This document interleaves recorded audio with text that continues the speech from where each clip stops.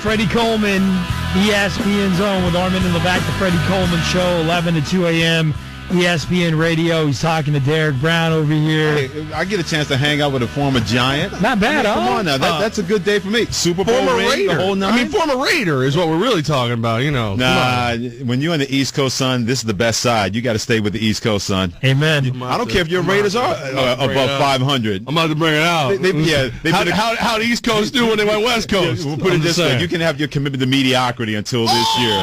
It's been a proud Raider tradition since the last time your team got to a Super Bowl. It's been a sad 13 years. Don't you hate when the truth just hits you in the face and you got to come correct? It's been a sad 13 years. I was just thinking the other day, I'm like, look how good Hugh Jackson's offense looks. And they were 8-8 with Hugh Jackson. And then they fired him. If you get to 8-8 with that team this year, because I warned people, if you get Derek Carr some weapons, you're going to see a better performer. And you've seen what Amari Cooper's been able to do. Michael Crabtree has been a perfect Robin to his Batman, and other guys have been able to step up with that defense. So I'm not surprised that they're better, because I thought by bringing in Jack Del Rio, there was going to be more accountability. There was going to be more respectability. I still think they're a year away from getting into the playoffs, but you know what? In the NFL, you can go from yuck to yay and yay to yuck very quickly. They've gone from yuck to yay a lot quicker than anybody could have anticipated. Goal 1, 9 wins. A winning season. That's goal 1. Move from there. Right. If you get to 8, then you have something to build on. You know pieces that you need. You really do. Freddie Coleman of the Freddie Coleman Show with Armen and Levack. We're periscoping as well at Armen Williams on Twitter. You're looking great, man. I got to get you on video. I try to keep Father Time, but we know Father Time is undefeated. So at a certain point, he's going to win.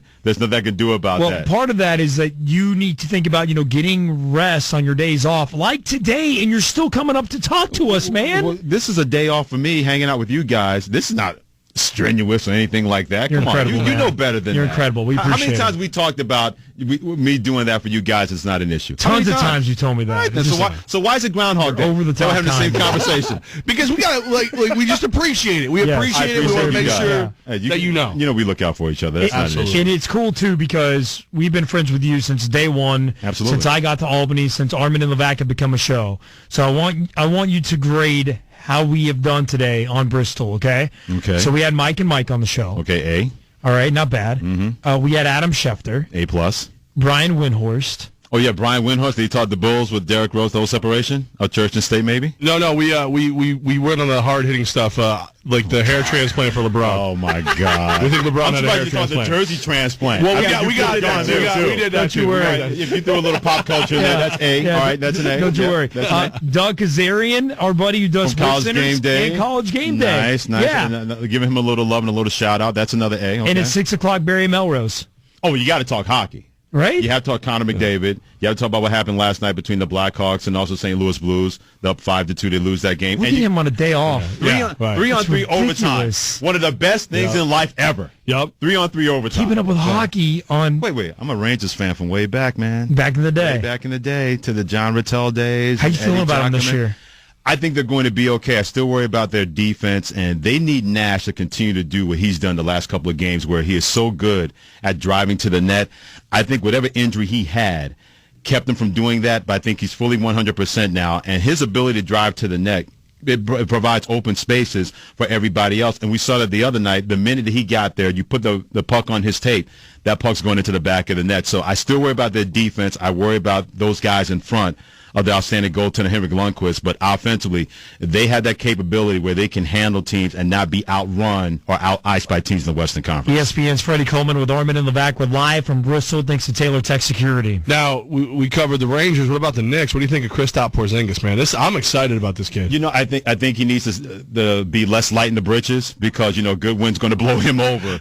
But his skill level... You're not impressed with the weight that he gained over the summer? He did gain weight? Yeah. A little bit. Emphasis on little bit because... But he was tiny to begin with, though. Right. He's still kind of tiny now because in the NBA, the one thing that has been taught to me working here is that people don't realize how strong these guys are, especially in the lower core, where all of a sudden you're trying to move a guy off the block or keep him from pinning you inside, because if you allow NBA guys to get 2 feet in the paint, it is death for you. So you have to have that ability to push them out. He's going to learn that, but his skill level, you can't teach length. and you can't teach size. And I think the more he understands NBA contact, how to play through that contact, how to get fouls, and then now you create more space to knock down threes and knock down that mid-range jumper.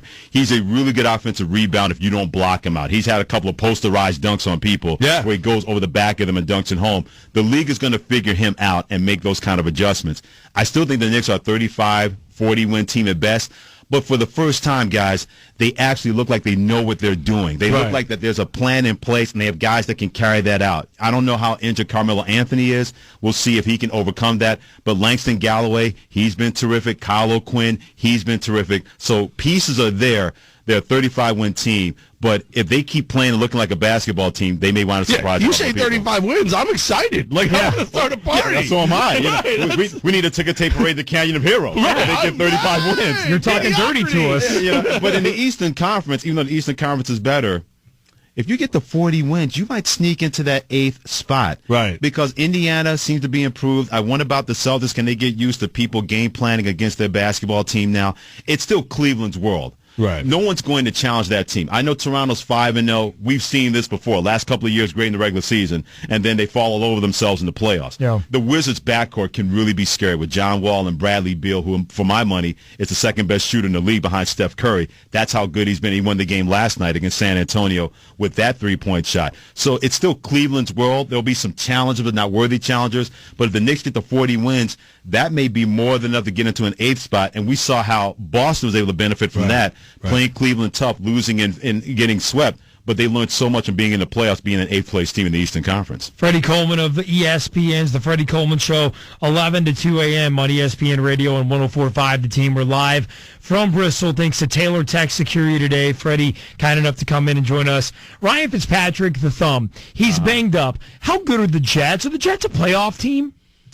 In that division, yes. Are they a good playoff team? No. And here's why. I think their defense will continue to be special. If anything, the way they got pushed around by the Oakland Raiders, that was a red flag where the Jets can no longer say, hey, we got all this defensive talent. Teams are going to be worried of us. The Raiders didn't give a you-know-what about the Jets. They didn't give a you-know-what about Darrelle Revis or David Harris or anybody else. They said, look, you have to deal with us. And that turned out to maybe be the best team for the Jets because David Harris is like this silent leader.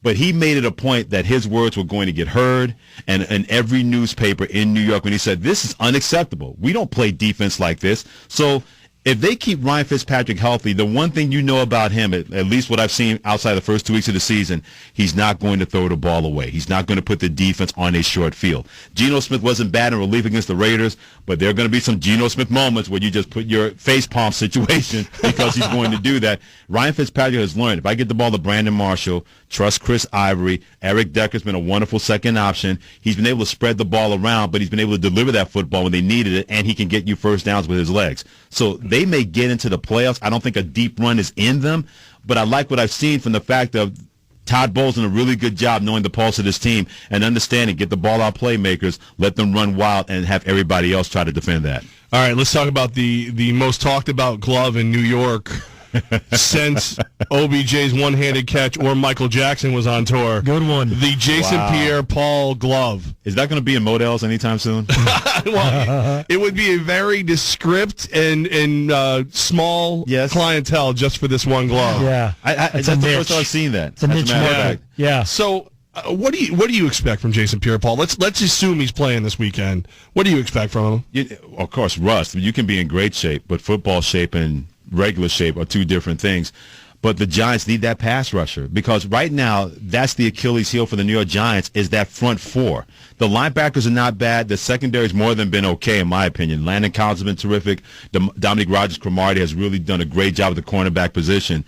But if you can't get a pass rush, we saw what happened last week against the Saints, guys, because that looked like a Big 12 football game. 52-49, ball flying all over the place. Because Texas Tech on the field. Right, exactly. That was Texas Tech TCU with better quarterbacks, with Drew Brees on one side with 7 touchdowns and Eli Manning on the other side, what he was able to do. in that division, or really in the National Football League, the quarterback is the most important position. The second most important is a guy that can knock down the quarterback. And if you don't have that guy consistently that can do that, if you don't have a front four defensive that can keep running games from getting 4- and 5-yard chunks against your defense, then if you're the New York Giants, you're really hoping that Jason Pierre-Paul can be half of what we've seen from him when he was fully healthy, where he was a dominant pass rusher. So I want to see what kind of football shape he's going to be in. You can't rush him out there and have him play 50 to 55 plays, because at that point he's going to be gassed, and you don't have this guy, and you know how it's going to affect him the rest of the season. But if you get him 25 to 30 plays out there, and he can generate a pass rush where he has to be double-teamed, that's going to help the other 10 guys in that defense, because now somebody's running free and getting that pressure on the quarterback. So I expect 25 to 30 plays this week, but that's more than enough for Jason Pierre-Paul. Our buddy Freddie Coleman, we're live from Bristol, Connecticut on the ESPN campus today. Armen and Levack, 104.5 The Team, ESPN Radio. Thanks to Taylor Tech Security, TaylorTechLLC.com, at Coleman ESPN, Freddie's Twitter handle. Make sure to hit it up. The NFC East power rankings. NFC least. Confused me a little bit. No wonder. The ESPN Power Rankings have the Eagles a 66% chance to win the division, and the Giants only a 25% chance. Cowboys at the bottom with 12% chance. Do you agree with that? Of course not, because the Giants should be the favorites in that division, because they're the only team that has less things to worry about mentally and physically with their football team. Any games the Giants have lost, they've shot themselves in the foot. So they understand that we can't make those kind of mistakes. You lose to the Saints 52 to 49. The way Drew Brees was throwing, he would have beaten a lot of teams that day. So I don't look at the Giants and say, boy, that's a game that they really let get away, because the Saints were beating them up, and then they made a couple of mistakes, and the Giants made them pay. But the Giants should win that division, because can we really trust Philadelphia with Chip Kelly as a head coach? You don't know what you're getting from Sam Bradford. You still don't know who they are, right? They don't know who they are. And Okay. I think that's more of a problem than anything else, Armen, because when I look at the Giants, at least I know their identity. Eli Manning is going to play well. Odell Beckham Jr. is going to make some terrific catches. Their running game has been a lot better, and you have to hope that you can tread water on defense. I know who the Dallas Cowboys are. Beat up from the feet up at the quarterback position. They're not going anywhere until Tony Romo gets back, and who knows what's going to happen there. Fair. The Washington Redskins, they're a mess trying to figure out what they are, even though they played hard each and every game. But I look at the Giants, and that's the one team in that division I can say, okay, if they play even B-plus football, they should win 9 games and win that division. And if they don't win that division, that's more of a product of what the Giants didn't do, and not what the Eagles did, what the Redskins did, or what the Cowboys did. Freddie Coleman of ESPN Radio. Freddie, look around this room right now. You were in here last year with us. I remember doing shows in here way back when. I feel like they did a paint job in here. They did. For you guys, probably. They have, I don't know. Well, you know what? ESPN Jeff and ESPN Pete are such good hosts. That's they true. probably got that done. They probably came down here with their own paintbrushes and did it for us. Jeff painting? Maybe Jeff, Pete, no, not Jeff. Jeff. Oh, Right, yeah, I agree. No? Hold on. Jeff is not getting any suit or tie of his dirty. Period. Yeah. He has Jeff- dry cleaners that he'll Yeah. have them paint Jeff's before he does Jeff's that. gonna stay so clean. Jeff wouldn't even tell the person to do it. He would tell the person to tell the person Exactly. to do it. You know, he's the kind of guy that, I don't talk to non-talented people. I have other people to do that for me. That's what Jeff does. That's why you keep acting like you can't hear me.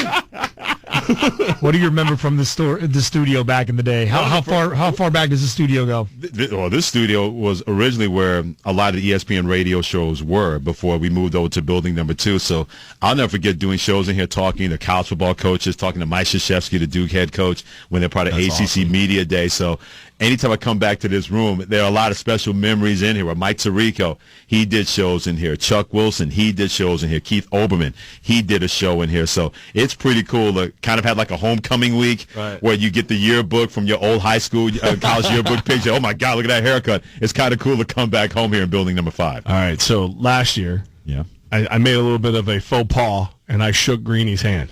You should know better. Yeah, Didn't you get the company handbook? Right, but here's the thing. I thought y'all would mess with me. I thought it wasn't that big of a deal. Like, I knew he didn't like it, but I didn't think it was going to stick with him forever.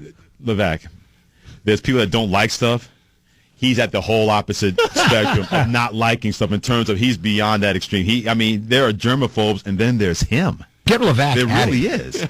We wouldn't dangle you out there like that and screw around with you like that. We wouldn't do that. He kicked me out of the room when Armen No, he told you to leave. He wasn't putting his foot anywhere near your body. They've been playing it all. They've been playing it all day. Like Dubsy, our producer back in Albany, he's like, oh, "Get Levack out of here." It's Greeny saying it all day long, and he's never kicked out anybody. No, so you've broken new ground here. He looked over. Dude, you should be proud of that. That's kind of cool. I'm mildly proud of it. No, don't be mildly. Put down on a plaque. If you can't be famous, be infamous. Thank you very much. All right, I'm living up to the rule. 1045theteam.com. We have the moment, the audio from the moment, and the photo as well of the studio where I am doing a solo interview with Mike and Mike, and Levack is in the background doing nothing. Yeah, he looked over and saw my name tag, looked up my face, and it all clicked. And he went, "Oh, it's Levack." It's like his whole germaphobe life passed before his eyes. Like he probably had the sniffles for like a week after I shook his hand, and that's all he's thinking about is that I brought the plague. You're lucky to pull like the X-Men force field on you.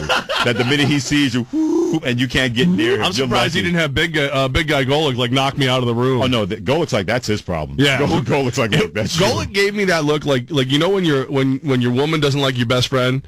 And your woman says, "Get out of the room," and you're like, "Sorry, buddy." Like I literally got the shoulder shrug. Sorry, Levack. I like you, but I don't like you to defend you. I like you, but I spend every morning with him.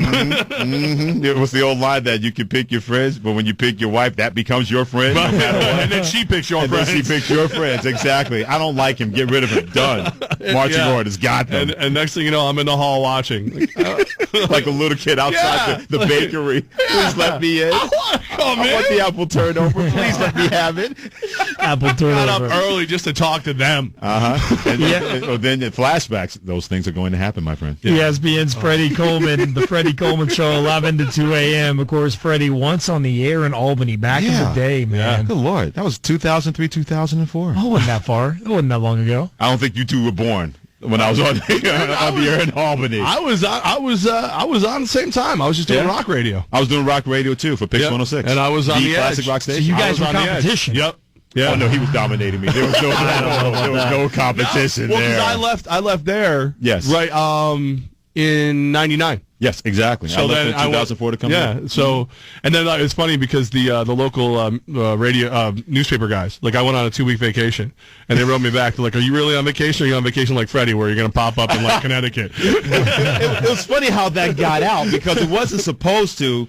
And one of my engineers, he heard me doing weekend radio, filling in on ESPN radio. So he comes into the studio. He goes, "Did I hear you on ESPN radio this week?" I'm like, "Man, there are a lot of Freddie Coleman guys out there." Who knows? He goes, "No one sounds like you, man. It's got to be you." I said, "Nah, man." I said, "It wasn't me." And you know how you ever see the movie Chicago when Richard Gere is tap dancing? Yeah. Oh, I was tap dancing. I was a tap dance kid.